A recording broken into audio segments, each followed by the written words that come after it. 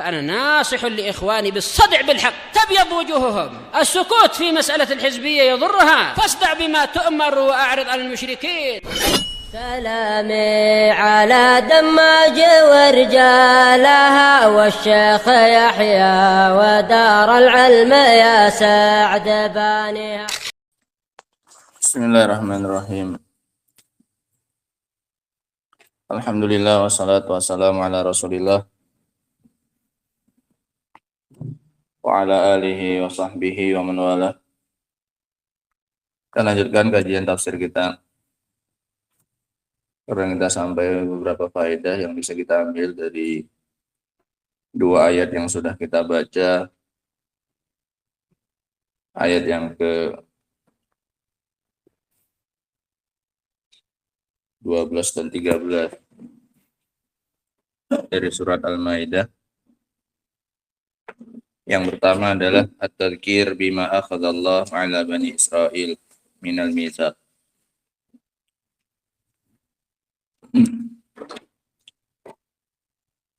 Pengingat terhadap perjanjian yang telah Allah ambil dari Bani Israel. Pengingat terhadap perjanjian yang telah Allah ambil dari Bani Israel. Wa huwa tadhkir li khalafihim wa li hadhil ummah. Dan ini berarti juga peringatan bagi pengikut mereka sekarang dan juga untuk umat ini. Dan ini juga berarti peringatan untuk orang-orang yang mengikuti mereka. Orang-orang Yahudi sekarang diingatkan kepada mereka. Meskipun yang dikisahkan adalah Bani Israel yang terdahulu. Tapi ini juga peringatan kepada Bani Israel yang sekarang. Walihadil ummah, dan juga untuk umat ini. Allah ingin mewanti-wanti kita. Jangan sampai kita seperti Bani Israel yang melanggar perjanjian kita dengan Allah Subhanahu wa taala. Yang akibatnya nanti kita akan ditimpa hukuman yang sama seperti yang menimpa Bani Israel wal iyadzubillah. Sehingga Allah ingatkan ini, ingat tatkala kami ngambil perjanjian dengan Bani Israel dan mereka melanggarnya. Kalian wahai Bani Israel zaman ini, zaman ketika turunnya apa ini? Al-Quran. Dan kalian wahai kaum mukminin, jangan meniru mereka. Berupa pembatalan perjanjian dengan Allah Subhanahu wa taala. Khawatirnya kalian juga ditimpa sama seperti yang ditimpakan kepada Bani Israel. Nah, faedah yang berikutnya,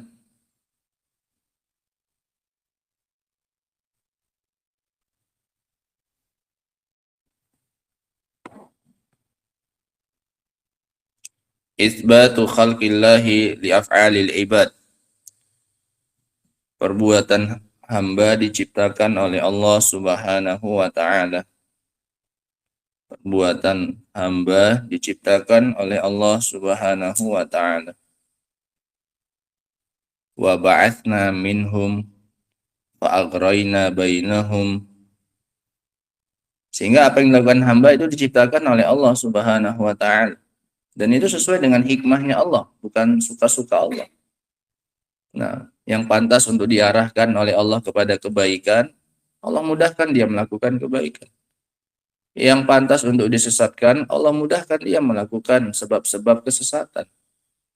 Dikarenakan Allah menyandarkan perbuatan itu kepada dirinya. Wa ba'atsna, dan kami mengutus 12 orang kepala suku. Padahal yang mengutusnya siapa? Nabi Musa. Nah, fa'aghrayna bainahum, kemudian kami campakkan di tengah-tengah mereka kebencian dan permusuhan. Yang saling membenci siapa? Mereka. Tapi Allah katakan yang menciptakan itu adalah Allah Subhanahu wa taala sebagai bentuk hukuman atas mereka. Nah, sehingga perbuatan hamba itu diciptakan oleh Allah Subhanahu wa taala. Sekaligus ini waraddu 'alal qadariyah. Sekaligus bantahan bagi kelompok qadariyah. Sekaligus ini bantahan bagi kelompok qadariyah yang menafikan takdir.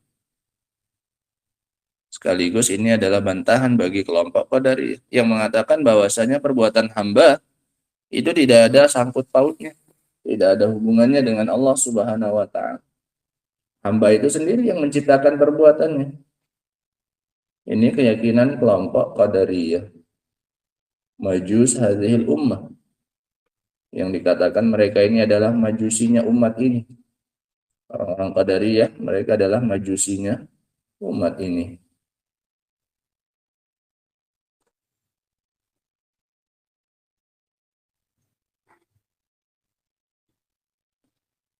Faedah yang berikutnya, ar-raddu al-jabriyah. Bantahan bagi kelompok Jabriyah. Jabriyah lawannya Qadariyah, yang mengatakan manusia sama sekali nggak punya kehendak dan pilihan dalam perbuatannya. Mereka hanyalah ibarat kapas yang diterbangkan oleh angin. Bantahan bagi kelompok Jabriyah, yang mengatakan manusia tidak punya pilihan dan kehendak dalam perbuatannya. Karena di sini Allah Subhanahu wa taala mengatakan wa ba'atna minhum isnai asyara naqiba. Kami utus 12 orang apa ini?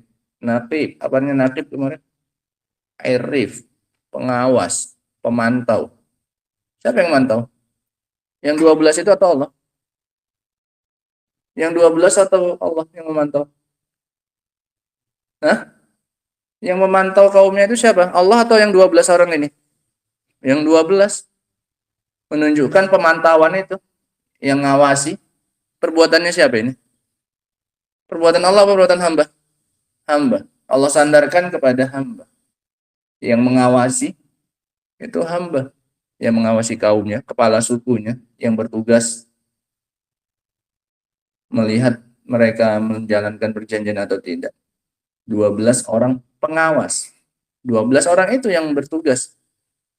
Nah, menunjukkan perbuatan itu disandarkan kepada manusia karena memang mereka yang melakukannya langsung di lapangan, bukan Allah Subhanahu wa taala. Sehingga ini bantahan bagi dua kelompok sekaligus, bagi Qadariyah dan juga bagi Jabriyah. Nah, Ahlu Sunnah di tengah-tengah antara Qadariyah dan Jabriyah. Mereka prinsipnya adalah wa ma tasya'una illa ayyasha Allahu rabbul alamin. Manusia punya kehendak dan punya pilihan ingin melakukan apa, tapi tidak akan bisa keluar dari pilihannya Allah Subhanahu wa taala. Nah, faedah yang berikutnya yang bisa kita ambil, yang bagi liwulatil umur an yuwallu nuqaba ala man yab'atsun bihim minal muhimmat. Sepantasnya bagi penguasa untuk mengangkat para pengawas untuk mengawasi orang-orang yang diberi tugas tertentu. Sepantasnya bagi penguasa untuk mengangkat para pengawas untuk mengawasi orang-orang yang diberi tugas tertentu. Sehingga boleh setelah diberikan urusan, tanggung jawab, diangkat lagi di atas mereka itu yang namanya pengawas. Kalau sekarang itu namanya dewan pengawas. Baik itu guru, ada dewan pengawasnya untuk mengontrol kinerjanya mereka. Bagus tidak kerjanya mereka. Fungsinya memang hanya apa ini? Mengawasi, boleh. Sebagaimana di sini Allah mengangkat berapa? 12 orang pengawas. Nah,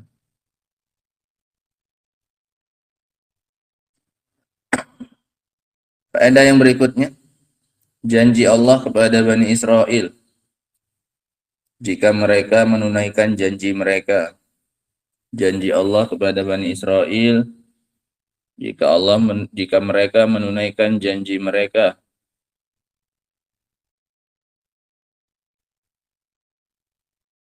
Nah,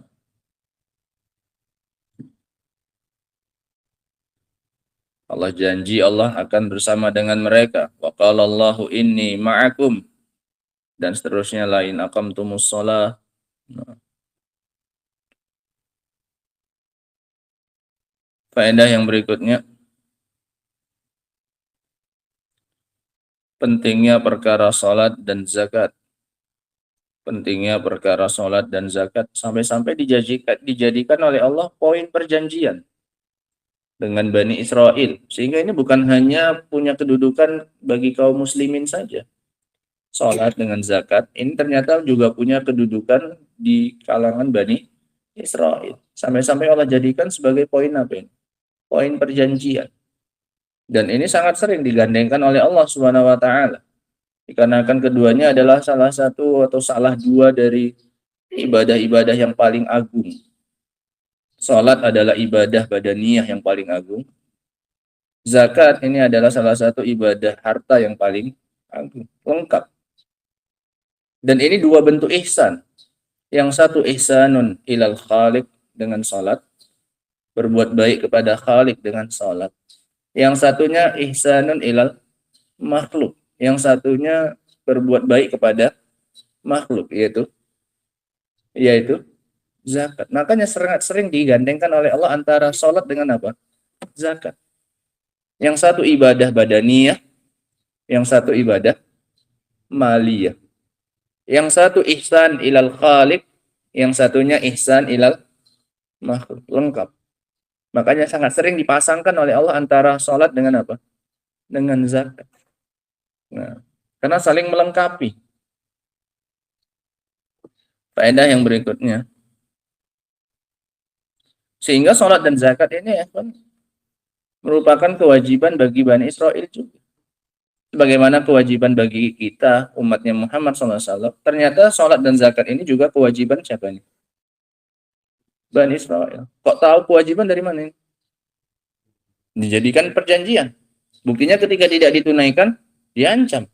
Menunjukkan salat dan zakat bagi mereka apa? Wajib. Kalau nggak wajib ya nggak masalah, nggak ditunaikan. Paham ya? Sehingga salat dan zakat ini sudah ada syariatnya sejak zamannya siapa? Bani Israel. Hanya saja tata caranya tidak mesti sama dengan tata cara salat dan zakatnya kita. Nah, tapi syariatnya ada tidak? Ada. Salatnya ada nggak mereka? Ada. Zakatnya ada nggak mereka? Ada. Nah, faedah yang berikutnya, wajib bagi Bani Israel untuk beriman dengan seluruh para rasul dan membela dan menolong mereka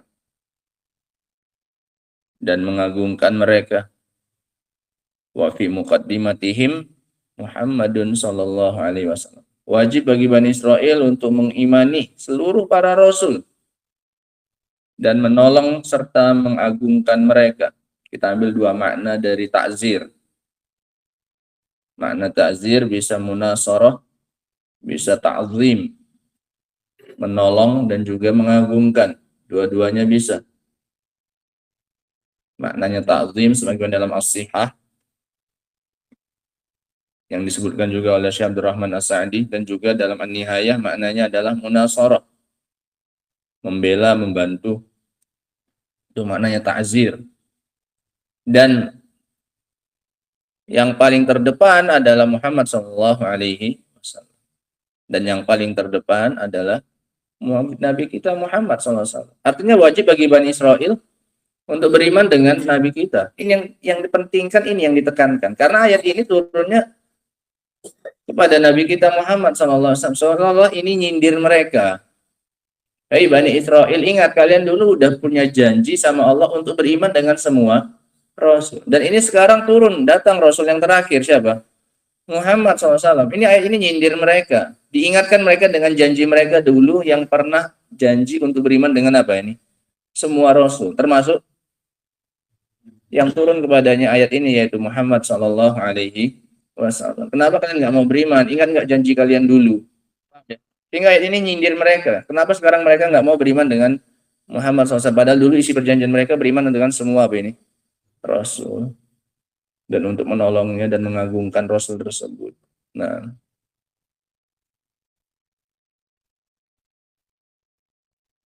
faedah yang berikutnya, at-ta'rid bi kufri Bani Israel fi ahdi Nabi SAW.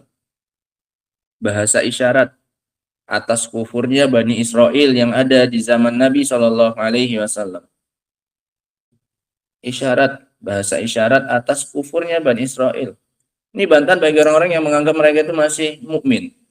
Mereka kan beriman dengan nabinya, mereka beriman dengan kitabnya. Setelah diutusnya Nabi SAW tidak ada pilihan lain kecuali beriman dengan Nabi SAW. Karena dalam ayat disebutkan apa? Wa amantum birusuli, dan kalian beriman dengan rasul-rasulku. Menunjukkan mereka saat ini belum apa? Saat itu mereka apa? Belum beriman. Makanya diingatkan dengan janji mereka untuk apa? Beriman. Menunjukkan mereka saat itu kondisinya apa? Kafir atau mukmin? Kafir. Makanya disebutkan wa amantum birusuli. Dan salah satu janji kalian adalah untuk beriman. Dan kalian saat ini berarti belum apa ini? Beriman. Sehingga ini bantahan bagi orang yang mengatakan bahwasanya Bani Israel yang beriman dengan kitabnya, beriman dengan nabinya, meskipun tidak beriman dengan nabi kita Muhammad SAW, maka mereka dikatakan mukmin. Salah. Mereka dikatakan apa? Kafir. Nah, meskipun mereka beriman dengan nabi mereka, meskipun mereka beriman dengan kitab mereka, tetap dikatakan kafir kalau tidak mau beriman dengan nabi kita Muhammad SAW. Nah, faedah yang berikutnya at-targhib fil infaq was shadaqah. Anjuran dan motivasi untuk berinfak dan bersedekah. Anjuran untuk berinfak dan bersedekah.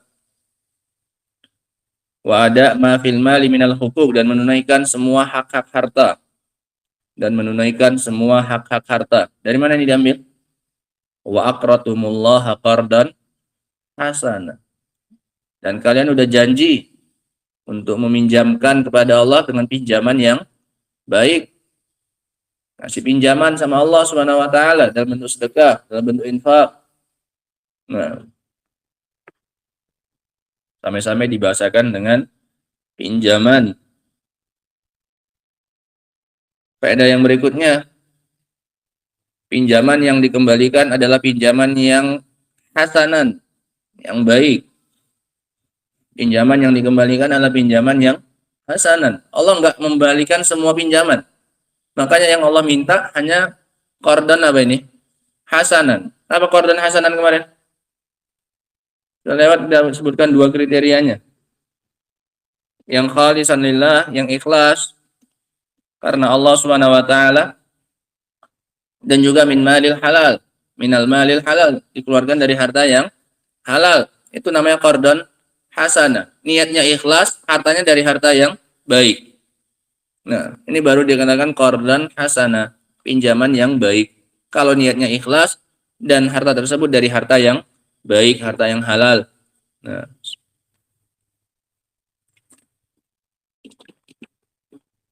faedah yang berikutnya,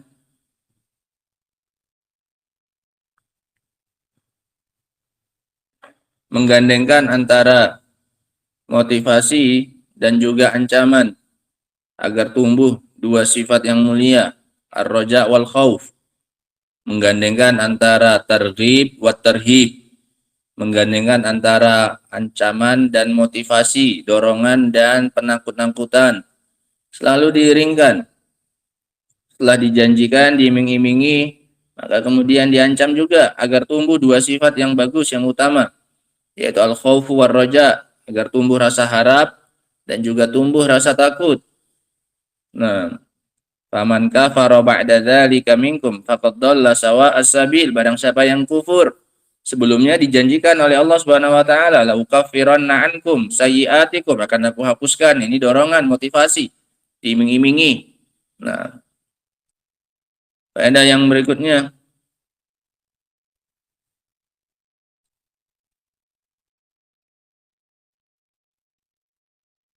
hukuman-hukuman yang ditimpakan oleh Allah sebagai akibat dari pembatalan perjanjian.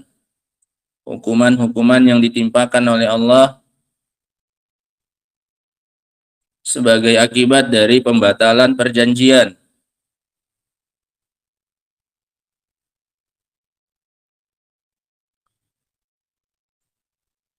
Satu, apa? Laknat. Satu, laknat. Yang kedua, qaswatul qulub, kerasnya hati. Yang kedua, qaswatul qulub, yang kedua kerasnya hati. Yang ketiga, tahriful kalim an mawadhi'i, mengubah-ubah ucapan Allah, makna ucapan Allah dari makna yang seharusnya. Ditimpakan kepadanya sifat suka mengubah-ubah makna ucapan-ucapan Allah Subhanahu wa taala. Yang berikutnya ada mutaufiq lil amal wal ilm, tidak dapat taufik untuk berilmu dan beramal dengan ilmu, tidak dapat taufik, dilupakan oleh Allah, baik lupa ilmu atau lupa amal. Wa nasu hadzam mimma zukiru bih, dan mereka lupa bagian yang telah diingatkan kepada mereka untuk diilmui dan juga untuk diamalkan. Bisa jadi yang dilupakan itu ilmunya, nggak tahu lagi bahwasanya ada dapat ilmu kayak gitu, atau masih punya ilmunya, masih ingat tapi nggak diberi taufik untuk beramal. Dua-duanya pelupaan dari Allah Subhanahu wa taala. Maknanya tark. Karena makna nisyan bisa juga maknanya tark. Maknanya meninggalkan amal. Nah, Allah musta'an. Faedah yang berikutnya, anna qaswatal qulub min akhassi sifatil yahud. Kerasnya hati salah satu sifat Yahudi yang paling khusus. Kerasnya hati adalah salah satu sifat orang Yahudi yang paling khusus. Mereka paling identik dengan ini. Dan kapan dikatakan hatinya itu keras kemarin? Right? Kapan dikatakan hatinya itu keras? Kemarin sudah kita sebutkan, atau Syekh Abdul Rahman As-Sa'di menyebutkannya kemarin. Kerasnya hati itu ditandai dengan apa? Iban. Kerasnya hati, Korni. Nah, tidak pengaruh, tidak tumbuh rasa rindu ketika dimotivasi, ketika dapat targhib, hatinya enggak merindu. Dan ketika dapat ancaman, penakut-nakutan, hatinya enggak bergetar, enggak takut, enggak iz'aj. Ada mutasywik inda targhib wa adamul inzi'aj inda targhib atau tarhib. Ketika dimotivasi, dikasih janji, enggak tergiur. Ketika diancam, ditakuti, hatinya pun enggak ciut. Ini hati yang apa namanya? Keras. Nah, dikasih janji enggak ngembang hatinya. Dikasih ancaman enggak ciut hatinya. Ini berarti hatinya apa? Keras. Dikasih motivasi, didorong, dikasih yang indah-indah, yang bagus-bagus pun enggak tergiur sama sekali. Ditakut-takuti pun hatinya juga enggak apa ini? Enggak ciut. Enggak bergetar hatinya. Ini berarti hati yang apa?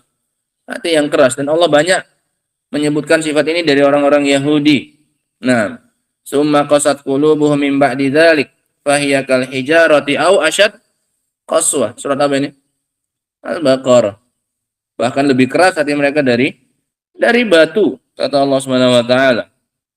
Dalam yang lain kata Allah, wala yakunu kalladzina utul kitaba min qablu fatala alaihimul amadu faqasat qulubuhum. Surat apa ini? Al-Hadid. Kerasnya hati. Sangat banyak Allah Subhanahu wa taala menyebutkan tentang kerasnya hati orang-orang Yahudi ini. Faedah yang berikutnya, annal ma'asi sababun liqillatil fahmi. Allah musta'an. Bahwasanya kemaksiatan adalah sebab berkurangnya pemahaman. Qillatul fahmi. Bahwasanya maksiat adalah sebab berkurangnya pemahaman, nggak bisa paham. Itu bisa jadi dengan sebab apa? Kemaksiatan. Nggak bisa ngafal juga sama. Sebab utamanya adalah kemaksiatan yang kita lakukan, waliyadzubillah. Oleh karena itu ketika Imam Syafi'i ngadu kepada gurunya Imam Waqi' tentang jeleknya hafalan beliau mengatakan apa? Syaqautu ila waqi'in su'a hifzi farsyadani ila tarkil ma'asi. Aku mengadukan kejeleknya hafalanku kepada Waqi', maka farsyadani, dia pun mengarahkanku untuk meninggalkan apa ini? Kemaksiatan. Nah, sebagaimana disebutkan di sini tentang Bani Israel. Nah, orang-orang Yahudi. Sebab mereka tidak punya ilmu. Syaqautu ila waqi'in su'a hifzi fa arsyadani ila tarkil ma'asi wa qala a'lam bi annal ilma nurun wa nurullahi la yuhda li'asi. Dan ketahuilah bahwasanya sesungguhnya ilmu Allah itu adalah cahaya, dan cahaya Allah tidak akan digiring kepada orang yang buat maksiat. Nah,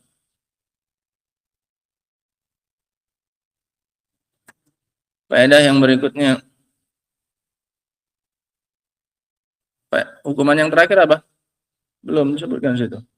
Al-khiyanah, istimrarul khiyanah. Istimrar, bukan hanya sekali. Istimrarul khiyanah. Nah, terus menerusnya berkhianat. Berkhianat secara konsisten. Nah, maju terus pantang mundur. Dalam apa ini? Dalam berkhianat, waliyadzubillah. Orang-orang Yahud. Wala tazalu tattali'u ala kha'inatin minhum. La tazal, terus-terusan. Kamu akan mendapati dari mereka itu pengkhianatan. Nah,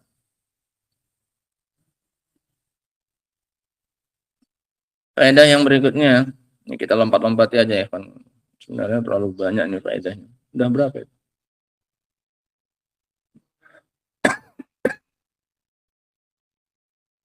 Di antara orang Yahudi ada yang menepati perjanjiannya dengan Allah. Sedikit dari orang Yahudi, ada orang Yahudi yang menepati janjinya dengan Allah Subhanahu wa taala. Ada di antara orang Yahudi yang menepati janjinya, tapi hanya sedikit, illa qalilan minhum. Kata Allah, illa qalilan minhum. Ada di antara orang Yahudi yang menepati janjinya kepada Allah. Di antaranya ada Abdullah bin Salam. Abdullah bin Salam yang masuk dalam Islam dari Yahudi. Sangat sedikit di antara orang Yahudi dibandingkan orang-orang Nasara, lebih banyak orang Nasara. Nah, faedah yang berikutnya, perintah untuk memaafkan atas gangguan orang-orang kafir.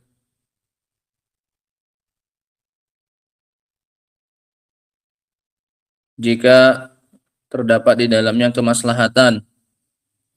Jika di dalamnya terdapat kemaslahatan.